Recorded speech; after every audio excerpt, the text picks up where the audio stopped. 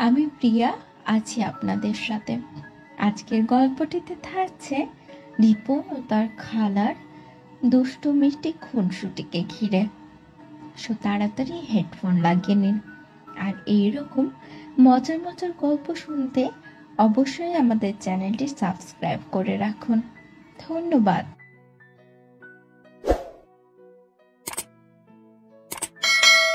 ছুটি মানে রিপনের জন্য নানির বাড়ির টান। শহরের কংক্রিটের জঙ্গল আর ধোয়ার মধ্যে থেকে বেরিয়ে গ্রামের সবুজে পা রাখার আনন্দটা তার কাছে একটু অন্যরকম।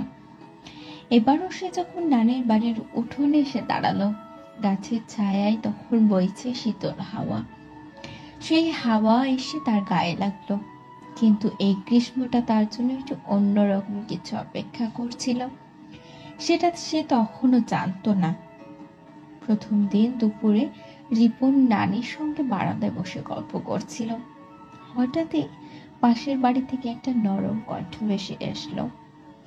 কি গো, ছেলে এসেছে দেখছি। রিপন তখন ঘাড় ঘুরিয়ে দেখলো রহিমা খালা। 40-এর কাছাকাছি বয়স, শ্যামলা গায়ের রঙে একটা আলাদা ঔজ্জ্বল্য। তার লম্বা সুগঠিত শরীরটা সবুজ শাড়িতে ঢাকা, যেটা বাতাসে উড়লে তার কোমরের নরম ভাগটা আরো ফুটে উঠছিল। রহিমা খালা হেসে বললেন, কি রে, শহরে কি এমন দৃশ্য চোখে পড়ে না বুঝি? রিপন লজ্জায় তখন মাথা নামিয়ে নিল। তিনি উঠোনে কাপড় শুকাতে দিচ্ছিলেন, আর একটা হঠাৎ হাওয়ার ঝাপটায় শাড়ির আঁচলটা সরে গেল। তার পিঠের নরম ভাঁজ আর নাভির গভীরতা দেখে চোখ যেন আর সরাতে পারল না সে। রিপন চেষ্টা করেও কিছুই করতে পারছিল না। সেদিন বিকেলে রিপন পুকুর পাড়ে গোসল করতে গেল। পুকুর পাড় দিয়ে হেঁটে আসছিল সুমি আপা। রিপনের থেকে মাত্র 5-6 বছরের বড়, কিন্তু তার দুধে আলতা গায়ের রং আর ঢেউ খেলানো চুলে একটা পাকা মাধুর্য। তার শরীরটা সরু, কিন্তু সালোয়ার কামিজের মধ্য দিয়ে তার আকৃতি ভালোভাবে বোঝা যাচ্ছিল। হঠাৎ তার হাতে ছুরি থেকে একটা কাপড় পড়ে গেল। রিপন দৌড়ে গিয়ে তুলে দিল সেটা। সুমি আপা ঝুঁকে কাপড়টি নিতে গেলেন, আর তার ব্লাউজের ফাঁক দিয়ে একটা গভীর রেখা চোখে পড়ল। রিপনের হৃৎপিণ্ডটা ধক করে উঠল। সুমি আপা চোখ টিপে বললেন, চোখ দিয়ে অনেক কিছু দেখে নিচ্ছিস না?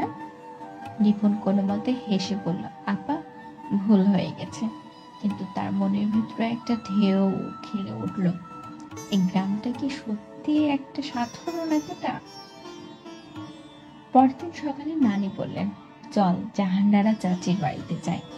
জাহানারা চাচি নানির পড়শি, বয়স 50-এর কাছাকাছি।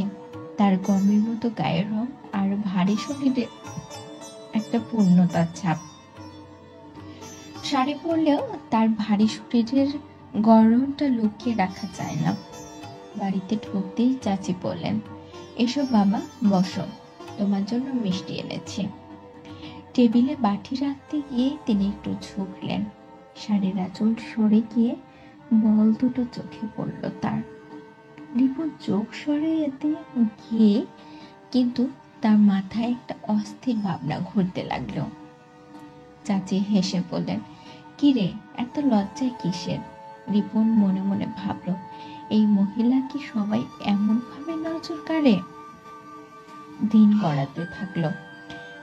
রিপনের মনে একটা উত্তেজনা জমছিল।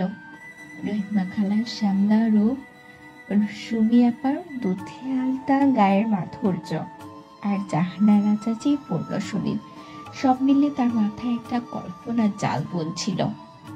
একদিন সন্ধ্যায় সে নানির সঙ্গে বারান্দায় বসেছিল। হঠাৎ দেখলো রহিমা খালা সুমি আপা একসঙ্গে তার বাড়ির দিকে আসছেন। তাদের হাসি আর কথার শব্দ বাতাসে ভেসে আসছিল। রহিমা খালা বললেন, রিপন, কাল আমাদের বাড়িতে আসিস, একটা ছোট্ট আয়োজন আছে। সুমি আপা হেসে যোগ করলেন, আমিও থাকবো, দেখি তুই কতটা মজা করতে পারিস। রিপনের মাথায় একটা ঝড় উঠল। কাল কি হতে চলেছে যেন। রাতে শুয়ে রিপন ভাবছিল, এই গ্রামটা শান্ত মনে হলেও এখানে একটা লুকোনো উত্তাপ আছে। পরদিন সকালে সে ঠিক করলো পুকুর পাড়ে গিয়ে একটু ঘুরে আসবে। সেখানে গিয়ে দেখলো সুমি আপা আর লাইলা একসঙ্গে পুকুর পাড়ে কাপড় ধুচ্ছে। সুমি আপার ভেজা শরীর দেখে সে যেন একটু কেঁপে উঠল। তার প্রতিটি বাঘ ফুটিয়ে তুলছিল তার ভেজা শাড়ি দিয়ে। লাইলা হাসতে হাসতে পানিতে ঝাপাঝাপি করছিল। তার ভেজা কামিজে শরীরের অংশে মিশে গিয়ে নতুন একটা রূপ দিচ্ছিল। রিপন দূর থেকে দেখছিল সেসব, আর কি যেন মনে মনে ভাবছিল। লাইলা ডাকলো, রিপন এদিকে আয় না, পানিতে নামবে। সুমি আপা হেসে বললেন, ওকে একটু মজা করতে দে। রিপন পা দুটি যেন জমেই গেল। কি যে করবে সে সাত পাঁচ ভাবতে ভাবতে বাড়ির দিকে হাঁটা শুরু করলো। বিকেলে রহিমা খালার বাড়িতে যাওয়ার সময় হয়ে গেল। রিপন একটু সেজে গুজে গেল। সেখানে পৌঁছে দেখলো জাহানারা চাচিও এসেছে। রহিমা খালা রান্নাঘরে ব্যস্ত সময় কাটাচ্ছে, আর তার শাড়িটা ঘামে ভিজে শরীরের সঙ্গে লেগে গেছে। জাহানারা চাচি উঠোনে বসে গল্প করছে। তার শাড়ির আঁচলটা একটু এলোমেলো, আর তার ভারী শরীরের গড়নটা আরো স্পষ্ট করে তুলছিল। সুমি আপা আর লাইলা এসে যোগ দিল। চারজনে মহিলার সঙ্গে একসঙ্গে উপস্থিতিতে রিপনের মাথায় যেন একটা অদ্ভুত ঘোর তৈরি করলো। রহিমা খালা বললেন, রিপন তুই আমাদের সঙ্গে গল্প করায়, শহরের গল্প শোনা যাক। সুমি আপাও যোগ করলেন, আর দেখি তুই কতটা দুষ্টুমি করতে পারিস। লাইলা খালা হেসে বলল, ও তো লজ্জায় নড়েই যাচ্ছে। জাহানারা চাচি হাসতে হাসতে বললেন, ওর লজ্জা ভাঙিয়ে দিতে হবে। সন্ধ্যা গড়িয়ে রাত হলো। গল্প, হাসি আর খাওয়া দাওয়ার মধ্যে রিপনের মনটা কেমন যেন আনচান করছিল।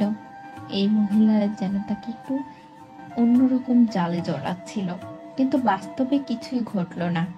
রাতে বাড়ি ফিরে রিপন শুয়ে শুয়ে ভাবছিল, এটা কি তার মনের কল্পনা, নাকি এর পেছনে অন্য কিছু আছে। পরদিন সকালে সে দেখলো লাইলা তার বাড়ির উঠোনে এসে দাঁড়িয়েছে। বলছে, চল পুকুরে যাবে।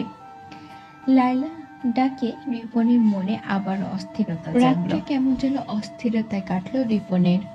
রহিমা খালার বাড়িতে সন্ধ্যায় যেভাবে কেটেছিল, গল্প, হাসি আর চারজন মহিলা একসঙ্গে উপস্থিতি, তার মাথায় যেন একটা অদ্ভুত ঘোর তৈরি করেছিল। শুয়ে শুয়ে সে ভাবছিল, এই গ্রামের শান্তির আড়ালে কি সত্যি কিছু লুকিয়ে আছে, নাকি এটা তার মনের খেলা।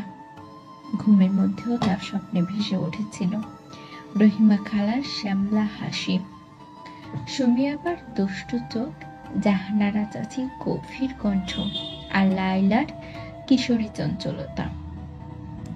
সকালে ঘুম ভাঙতেই রিপনের চোখে পড়ল উঠোনে লাইলা দাঁড়িয়ে আছে, হাতে একটা ছোট্ট ঝুড়ি।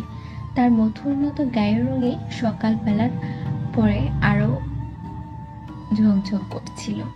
কামিজটা হালকা হাওয়ায় উড়ছিল, আর তার কোমরের নরম ভাঁজটা একটু একটু ফুটে উঠছিল। কি রে, ঘুমাচ্ছিস এখনো? চল পুকুরে যাবে। লাইলা ডাকে রিপনের ঘুমের ঘোরটা কেটে গেল। সে তাড়াতাড়ি উঠে বলল, আচ্ছা চল। মনে মনে ভাবল, এই মেয়েটা কি সত্যি এত সরল, নাকি তার হাসির পেছনে আরো দুষ্ট কিছু লুকিয়ে আছে। পুকুর পাড়ে পৌঁছাতে দেখলো সুমি আপা এসে গেছে। তার ভেজা শাড়িটা শরীরে লেপটে গিয়ে তার দুধে হালকা গায়ের রংটা আরো উজ্জ্বল করে তুলছিল। শাড়ির পাতলা কাপড় দিয়ে তার শরীরের প্রতিটা বাঘ যেন ছবির মতো ফুটে উঠছিল।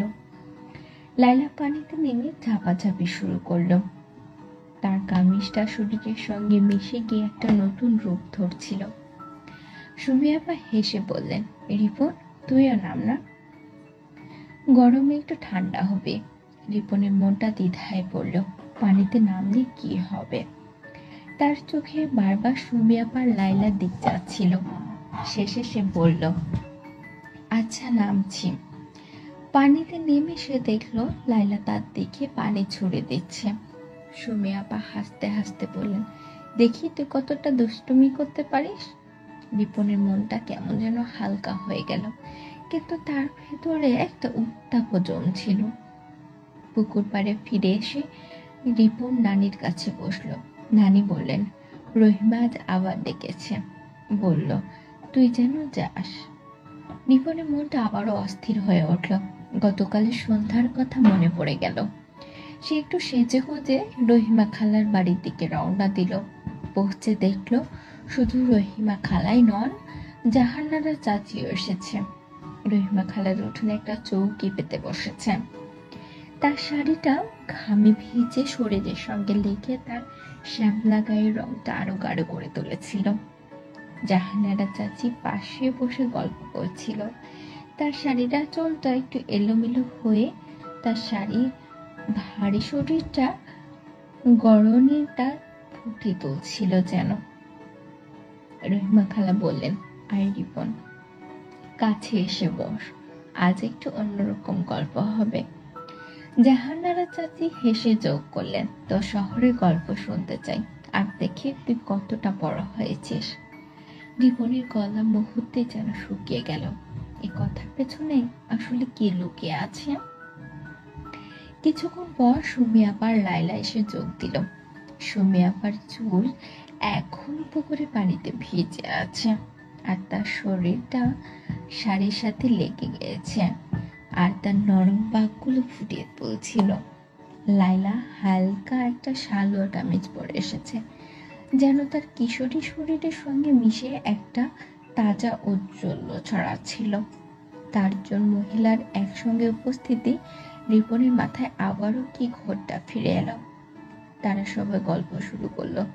রহিমা খালা বললেন, রিপন, তুই শহরে কি কি দেখিস? আমাদের গ্রামের চেয়ে বেশি কিছু মজা আছে? সুমি আবার হেসে বললেন, ওর চোখে তো গ্রামের মজাই বেশি লাগে, তাই না? লাইলা দুষ্ট হাসি দিয়ে বলল, হ্যাঁ, পুকুরে তো দেখলাম কতটা মজা করে। জাহানারা চাচি হাসতে হাসতে বললেন, ওর লজ্জা ভাঙলে আরো মজা হবে। গল্পের মাঝে রহিমা খালা উঠে গেলেন রান্নাঘরে। রিপনের চোখে অনিচ্ছা তার দিকে চলে গেল। খালার শাড়িটা হাঁটার তালে উঠছিল, আর তার শরীরের নরম গতিটা চোখে পড়ল। সুমি আপা হঠাৎ বললেন, কি রে, খালার দিকে এত দেখছিস কেন? রিপন লজ্জায় মাথা নামালো। লাইলা হেসে বলল, ও তো আমাদের সবাইকে দেখে। জাহানারা চাচি হাসতে হাসতে বললেন, দেখতে দেখ, ছেলেটা বড় হচ্ছে। রিপনের মনটা কেমন যেন দুলে উঠল। এই মহিলাটা কি তার সঙ্গে মজা করছে, নাকি এর পেছনে অন্য কিছু লুকিয়ে আছে? এরপর রাত গভীর হলো। খাওয়া দাওয়ার পর রিপন বাড়ি ফিরল। শুয়ে শুয়ে সে ভাবছিল, এই ছুটিটা আগে আরো 5টা ছুটির মতোই কাটত। মনে মনে অনেক কিছু ভেবেছিল, কিন্তু সব ধারণার কল্পনা মরীচিকা হয়েই পড়ে রইল।